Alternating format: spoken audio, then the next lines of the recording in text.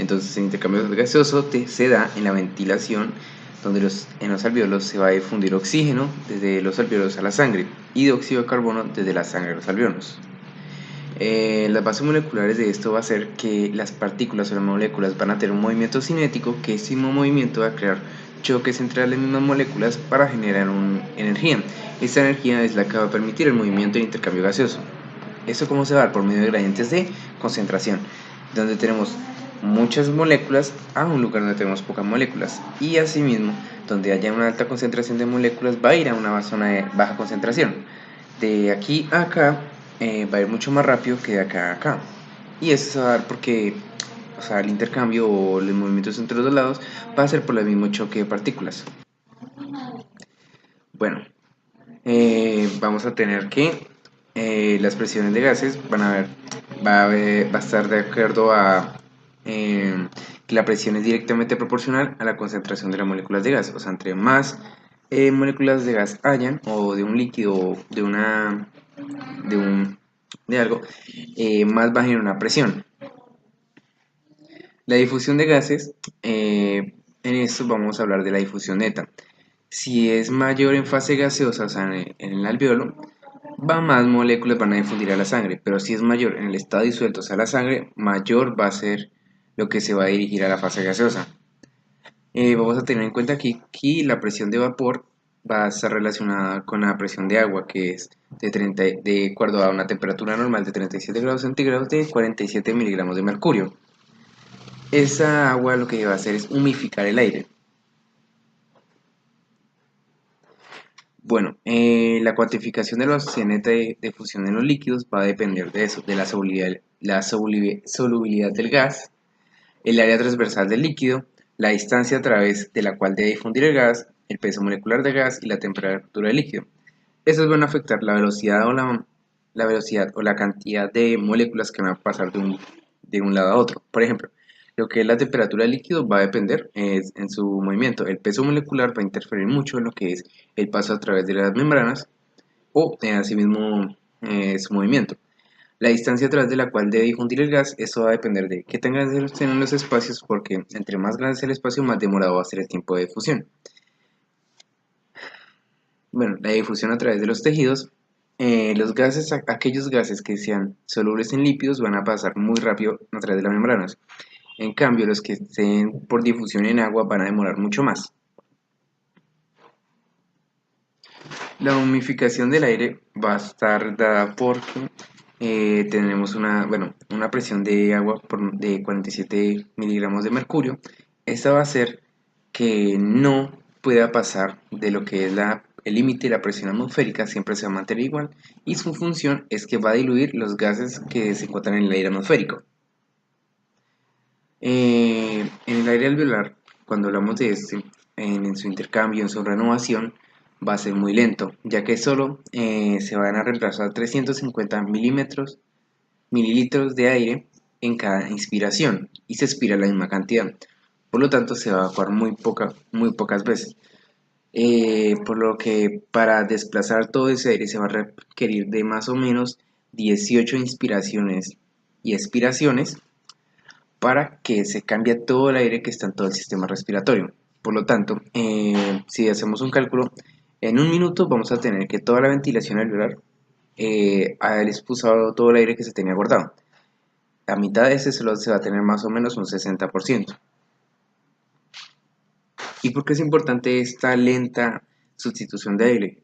Por lo que esto va a mantener un equilibrio entre el pH y también entre la oxigenación y el intercambio de gases, lo que es oxígeno por dióxido de carbono. Bueno, la concentración y presión parcial de oxígeno en los alvéolos va a depender de la velocidad de absorción de oxígeno en la sangre y la velocidad de entrada en el proceso ventilatorio. ¿A qué se refiere esto? A qué tan rápido se absorbe y qué tan rápido va a pasar por medio de los alvéolos. Y la concentración parcial de CO2 va a estar dada por la velocidad de absorción y excreción de este y por la magnitud de la ventilación alveolar. Van a tener efectos sobre esto, lo que es la velocidad normal de ventilación, va a aumentar directamente de acuerdo con la velocidad de excreción de CO2 y disminuye inversamente de acuerdo a la ventilación alveolar. Bueno, entonces, otra cosa es lo que es el intercambio del aire expirado y el aire del espacio muerto. Entonces, el aire del espacio muerto va a ser intercambiado por aire alveolar. Esto va a ser un proceso poco a poco, por lo que hablamos anteriormente de las exhalaciones y inhalaciones, donde poco a poco se van eliminando hasta que todo ese aire es cambiado por aire alveolar. Y eso es todo, muchas gracias.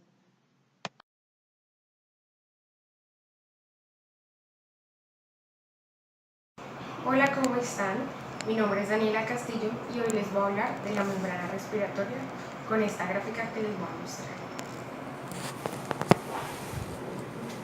Bueno, para empezar vamos a tener en cuenta que en todo proceso que se necesite hacer un intercambio de sustancias, las estructuras involucradas deben estar lo suficientemente capacitadas para promover el transporte de dicho contenido. Les puedo dar un ejemplo. Así como en las uniones entre las células del endotelio permiten el intercambio de moléculas, pero hasta cierto tamaño, el tejido pulmonar debe contener estas mismas propiedades en el proceso de difusión de dióxido de carbono y de oxígeno. Entonces, a estas estructuras les vamos a denominar la membrana respiratoria. Vamos a empezar por lo primero de qué es. Entonces, ¿qué es? Es un conjunto de estructuras que permiten o que deben cruzar los gases, ¿sí? Entonces, para diferenciar membrana respiratoria y membrana alveolocapilar, les voy a explicar la diferencia. Entonces, la diferencia entre la membrana capilar y la membrana alveolocapilar es que la membrana respiratoria contiene las estructuras que permiten el intercambio de gases y que además esta solo está en contacto con el alveolo, mientras que en la membrana alveolocapilar esta se va a encargar del intercambio de gases en las estructuras que pertenecen al alveolo y el capilar. Entonces vamos a empezar con nuestra gráfica. Entonces, lo primero es que ellas entre el alveolo y el capilar pulmonar vamos a encontrar 6 ítems por los que está compuesta.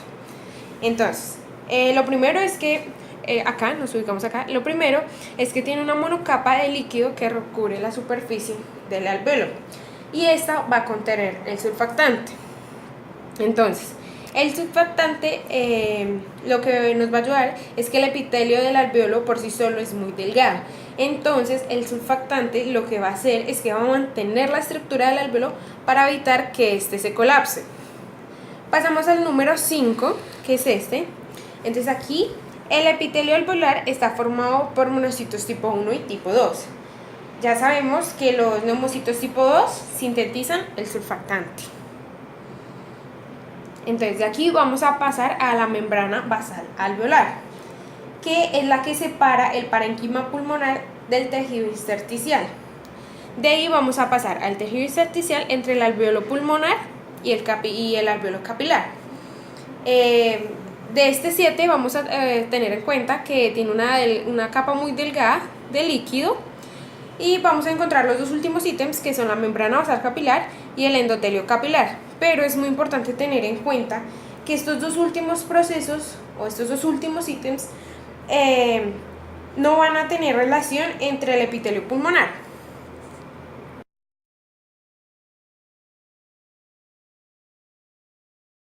Las estructuras que componen una membrana basal alveolar son una membrana basal capilar, una membrana basal alveolar, un epitelio alveolar, un endotelio capilar, y tenemos también un espacio intersticial y un líquido, una capa líquida fina de surfactante que va a recubrir el alveolo.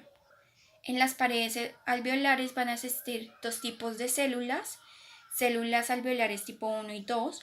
El tipo 1 se va a encargar de una función bastante específica, que es el transporte y el paso entre gases, ya que están constituidos de una consistencia bastante delgada e impermeables al agua. Esto va a permitir el paso de estos diferentes tipos de gases. En cambio, las células alveolares tipo 2, que ya constituyen un número menor de células, Va a encargarse de la producción, el almacenamiento y la secreción de surfactante, que va a permitir reducir la tensión superficial, no permitiendo que se dé el colapso del alveolo. La membrana basal alveolar es una superficie más o menos homogénea compuesta por diferentes elementos que van a permitir el intercambio de dióxido de carbono y oxígeno entre el alveolo y el capilar pulmonar. Tiene un espesor de 0,5 micras y una superficie bastante amplia de 70 metros cuadrados. El oxígeno cruza desde el alveolo al capilar y el dióxido de carbono cruza desde el capilar hasta el alveolo por una diferencia de presión. Por ejemplo, la diferencia parcial de presión de oxígeno en el alveolo es de 104 milímetros de mercurio, mientras que la diferencia parcial de oxígeno en el capilar es de 40 milímetros de mercurio. Por lo tanto, va a tener una diferencia de presión de 64 milímetros de mercurio. En cambio, en el dióxido de carbono vamos a tener una presión parcial de dióxido de carbono en el capilar de 45 milímetros de mercurio y en el alveolo vamos a tener una diferencia de 40 milímetros de mercurio. Por lo tanto, la difusión de dióxido de carbono desde el capilar hasta el alveolo va a ser de 5 milímetros de mercurio, contando con que esto es 20 veces más rápido que el transporte de oxígeno. Bueno, ahora continuaremos con el tema de los mediadores que existen en la membrana alveolo-capilar. Entonces, existen mediadores antiinflamatorios y mediadores inflamatorios.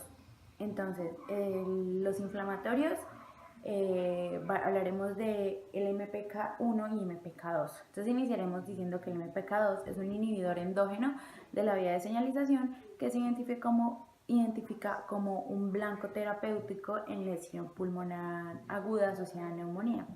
Y el MPK1 tiene efecto protector como lesión pulmonar aguda inducida por ventilador.